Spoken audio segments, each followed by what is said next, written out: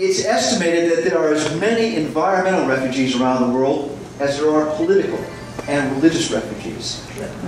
Filmmaker Michael Nash spent the past 2 years circling the globe, documenting this diaspora, and I think you're going to find his images and stories as indelible as they are insightful.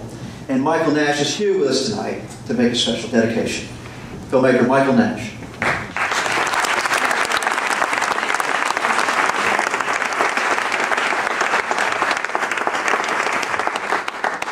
Thank you.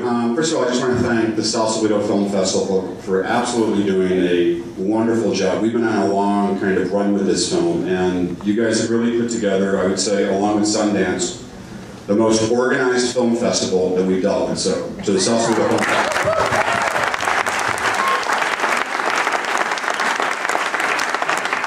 I want to thank everybody for coming here.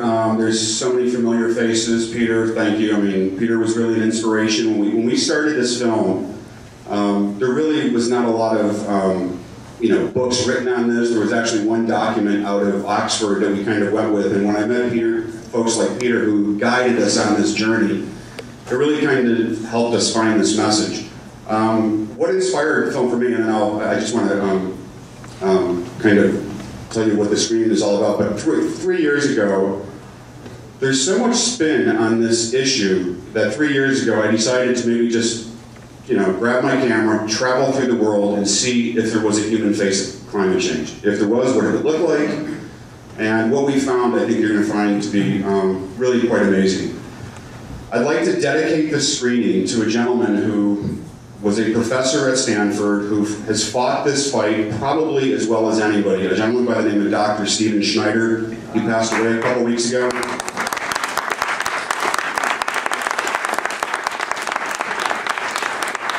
You will see his passion and his words of wisdom in this film. He's throughout this film, and I just want to really, Stephen, we're thinking about you, so thanks. I mean, we've had people come up to us and in tears. We've had people come up to us saying a lot of, I had no idea.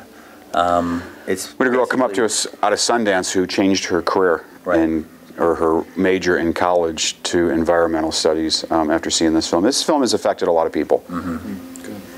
Yeah, there was something that actually happened when we screened this film in Copenhagen to a lot of the policymakers and leaders of the world. The United Nations played host, and something really interesting happened. We and Justin had finished the screening, and we were trying to catch a cab, and I kind of wish I could have put this in the film, but we had already finished it. We were trying to catch a cab, and it was pouring down rain, and two gentlemen from China were trying to get in the same cab, and we all ended up in this cab, and we ended up going to the same bar together, having a couple cocktails. And after a couple beers, I asked them, so straight up, how would you kind of, how does China look at this energy issue, this green issue, with regards to America? And they were like, well, the left wants to save the world and the right thinks it's all about money. And I'm like, well, what do you guys think? And they were like, well, the right is correct, it's all about money, but they could not be more incorrect on how they're interpreting the money. And I'm like, well, what do you mean? And I'm like, look, make no mistake about this. The world is going to go green. Nothing would make China happier than for America to continue this debate, this political debate, for the next 10 or 15 years, because when you guys come out of the fog, we will own the revenue stream of the Green Revolution. We've been trying to catch you guys for 100 years. We're going to blow past you in a half a generation. I don't know if any of you have ever read the book Sun Tzu, The Art of War. Then they started getting into the details of how many kids were going to in India and China and getting engineering degrees compared to America. And I mean, we really need to wake up. And our goal in this was really to try and make a nonpartisan film to bring the parties together so we could really start moving forward with this. And I would say the solution to this film, even more so than what we talked about there, is, and I think the panel will talk about this, but it's everybody sitting in this room becoming ambassadors to kind of this movement. So. Some corporations detest chaos, some profit from volatility in markets. How are corporations going to respond? They're more powerful than many nation states. So Steve mentioned a corporation. How is the corporate world going to look at these scenarios? Well, I think there's great variety of reactions. I don't think it's possible to characterize it in one single way. But I think the important thing is, do we create the right incentives for most companies to do the right things? In other words, they tend to follow things like prices and markets and regulation. And so the question really is, do we set up a set of rules and regulations and incentives such that most companies tend to do the right things? Do we, for example, put a price on carbon? If we do, then more and more companies will invest in the right things, less and less carbon-intensive things, and more things that enable us to produce energy and consume in much less carbon-intensive ways.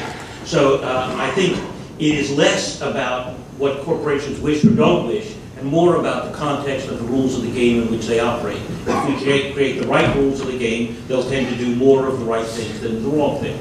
But don't they write the rules, or they have large influence over the rules that are written, right? I mean, we've seen in Congress that they've blocked legislation to put a price on carbon that you just mentioned. Yes, that's true to a point, but unfortunately the reality is that today the American people, and particularly those states that use coal, which is almost a majority of the states in the United States. We're one of the only states in the United States that gets no electricity from coal. That's not true. We get about 20% in Southern California. Well, you're right. We get some from Arizona. We don't produce any. We don't burn any coal in California. And you're absolutely right. We get part of the Southern California's electricity comes from the Central Arizona power plants, which do burn coal. But it is coal that is the single biggest issue we face, and 50 U.S. senators in one way or another are affected by the coal industry. But why? Because coal power is cheap, and the consumers in those states want cheap electricity. And it's very hard for any politician to get up and say today, I'm going to raise your electricity rates. And that's why we don't have a climate bill. That's why we don't have carbon taxes. That's why we know American politicians, including green politicians, will get up and say, well, we need to put $1 more gallon on gasoline, and so on. So unfortunately, it really, again, as in the film, comes back to the people themselves. If they got up and said, we actually are willing to pay more for electricity, we're willing to pay more for gasoline in order to reduce our dependence, in order to reduce emissions, and so on, the system would respond. So I think it actually begins with consumers and their behavior. Charles McGlashan, are consumers in Marin willing to pay more for clean energy? They don't have to.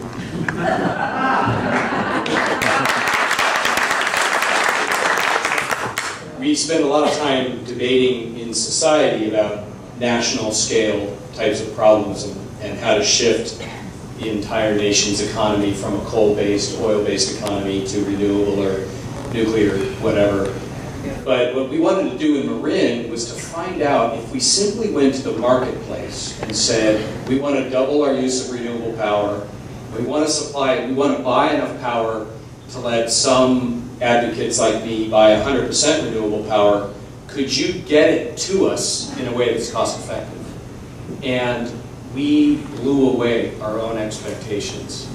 And 4 years ago, 8 years ago, when I started working on this, everybody said it was impossible. Marin can't go get 200 megawatts of peak load power that's renewable at cheaper prices than you can get from PG&E or the coal guys. And lo and behold, we did. Which company is the supplier? Well, we got a whole bunch of power from different small generators all over the West Coast. So our deep green product includes wind, solar, and biomass from Oregon and Washington. And our California qualified, certified renewable product comes from about 13 different generators up and down the state. So what we did is we just hired a broker and said, go talk to the little generators out there and find out if you could put together a deal that would allow us not to increase prices on any of our ratepayers. And damn if they didn't pull it off. And in late May, I went out to Boulder, Colorado, because the city council there was thinking about renewing a 30-year contract for coal-fired power from Xcel Energy. And my one key message was just go test the market. Because it turns out that there are generators all over the western states dying for new buyers. And it's really hard in monopoly situations where they only get to talk to one buyer, in our case PG&E, for those generators to get the venture capital financing they need and a book of business if the only people they can negotiate have way more power than they do. And so in the case of Boulder, thankfully, just last week, their city council decided formally they are not going to update that 30-year contract, but instead consider either a bid process or going to full municipalization. So thanks to one tiny little example in Marin, another larger community may have dodged a bullet. And ultimately, what I love about the story is that it's the American way that is proving the case possible. It's entrepreneurship and innovation and business competition, and if we set the rules differently, so we allow a little bit of competition for a change, instead of assuming you've got to use huge factory farms for your food or huge utilities to supply your power, wow, entrepreneurs come out of the woodwork, get their venture capital, build those windmills or generate some renewable power, and they can sell it to you for good prices. And Marin is living proof that that initial step in that direction is possible. Peter, do you know whether governments in those regions are really seriously paying attention? I talked with a senior environmental official from China who basically just blew it off. Well, you have to pay attention, but not necessarily getting along about it. I mean, that's the point. This is one of the great sources of conflict, is the Mekong dries up. The Mekong goes through 6 countries, and they all depend upon it. And the first country that accesses China. And China needs that water too. And so, you know, just as the Mexicans don't much like it that we dry up the Colorado before it ever reaches them, you can be sure the Laotians, the Thais, the Vietnamese, and so on, are not too pleased with what's happening upstream in China. And so that is the kind of thing that becomes the source of conflict. And the Vietnamese and the Chinese have never much liked each other, and these are the kinds of things that become the triggers of warfare. And it can get home pretty quickly. Lester Brown believes that when that happens, if China becomes a net imports more wheat because they have problems with their wheat crops, the U.S. could stop exporting wheat. It hits the grain markets pretty fast. Well, look, we're seeing it literally. We've seen grain prices go up 95% in the last 6 weeks. Now, it doesn't have to do with China. It has to do with a new class of climate refugees, Muscovites. How are Muscovites climate refugees? Well, you've all seen the huge fires now burning around Moscow, and those in turn are related to the kind of weather changes we're seeing over the course of the summer, of weather extremes, the sort we're experiencing here, the cold, the heat in the East Coast, and the extremes in Moscow. And literally, Moscow is having to be evacuated because of the smoke. We have 60 people in our company working in Moscow. They've all had to leave because you literally cannot breathe the air in Moscow as we speak. So even Muscovites have now become climate refugees. I just want to say something really quick, how I actually met Peter. Peter was hired by the Pentagon, which is traditionally a very conservative organization, in 2004, to do an analysis on the national security implications of climate change. It's the first time it had ever happened. And, you know, when I met him, I mean, it was never in any treatment or outline that me or Justin had ever gone over did the words climate and war ever go together. Without us doing almost any work so far, we've had over 200 universities and colleges get in touch with us. But another very interesting thing that's happening is we're going to a whole faith-based tour as well. And what we're finding right now is that a lot of people, a lot of church-going people are starting to wake up that human beings are ruining God's green earth.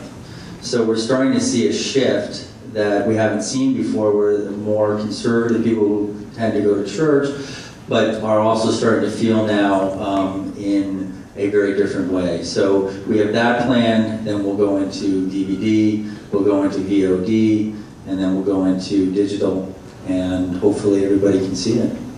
Are you spread the message? Are you connected with Interfaith Power and Light in Talladega? Yes, we are. Okay. A lot of people know. You know, it's interesting. I don't know. Who knows of 350.org? Okay, well, 350.org has called us. Who knows of their campaign 1010?